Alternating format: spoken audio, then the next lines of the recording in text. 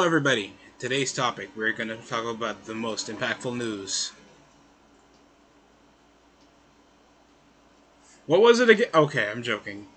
At 77, the son of a billionaire has retired as CEO of the WWE. Vincent Kennedy McMahon has retired at age 77.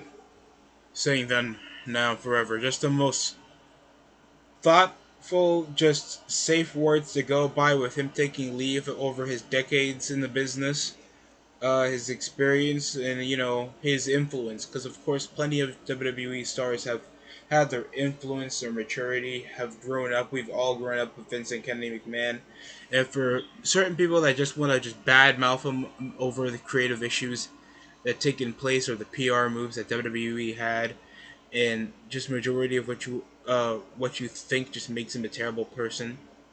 When there's been obviously people who's done worse, even laying off people that deserve a lot more money, or you know, politicking their way. Vince has been there, and he tried his best to adapt to what he's had, and still been involved in probably one of the only still biggest wrestling feds in the business. So, besides most of the BS that comes with Vince being head of the WWE, we have to understand that probably this could be the worst and also the best thing for the WWE. For Vincent, a PR standpoint, because we know over the allegations that he's coveted. Triple H also at the same time recently returning over a figurehead position over his retirement in ring and suffering over his health condition, so they probably want him still involved in the product. Nick Khan still being heavily involved. I guess Stephanie put back into a major PR role to still bring up still some legacy still in the WWE. So Vince, possibly this takes some stuff out of the window, especially with the Austin Theory, Austin Theory storyline, and see if he's still going to be picked up as this new major prototype, major young star that Vince has took a handle in. Don't know how that's going to work right now, or current issues that covet Sasha Banks and Naomi, and many other stuff. Even though it was John Laurinaitis due diligence of what happened. But besides that, Vince, it's been fun. It's been fun. That out of all the stuff, you've been probably one of the most recognizable millionaire tycoons that turned a territorial niche into one of the biggest things in pop culture in pro wrestling. And to just think, like, at age 77, that he's done this for a long time, that's major respects to how much he's been willing to do this from his time as a grown man to now he's an elderly man. He got to focus on his life and seeing how stuff has been changing for him in the get go. I think this was the right decision for him to go, other than coming around. I paid that bitch 15 million. Just yeah, I don't know. It sucks. It's either hearing him retire or hearing him pass away, and I'd rather stick with the Prevy, with him just retiring and leaving off a good note, saying something is basic, and thanks for all the memories. That's the most of what I want to say. Want me to shit on Vince? I have I like for most people that have like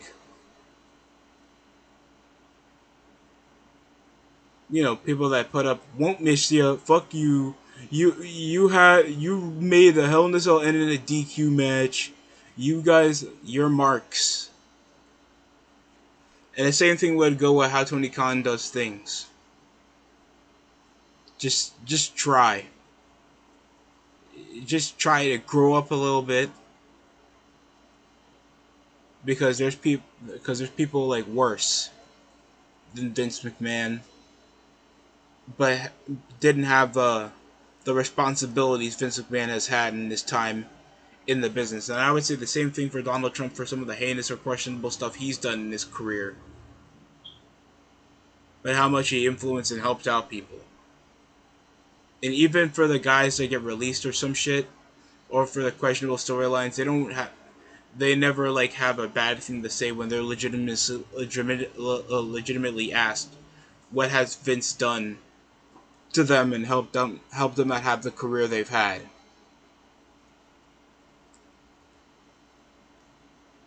And you know, just blurring over the lines and getting more people educated in the wrestling business. And somebody just put over on Twitter smoking on that rapist pack. So it just shows you that much of maturity that brings up to these assholes that were like, hey, didn't you know Kobe inappropriately touched a chick back in 04? Remember that? Just right after he died. Those are the type of people that we all deal with. But besides that, like, I don't know what type of trajectory this is going to bring over the company, if they're even going to still play with the same formula, do something different. I'm expecting, I expect them to go a different direction, especially in a branding standpoint, identity standpoint.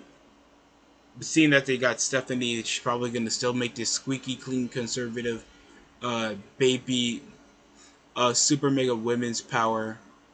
And we all are all alive with the biggest smile in our effing face, legit old fashioned in hand. Let's go.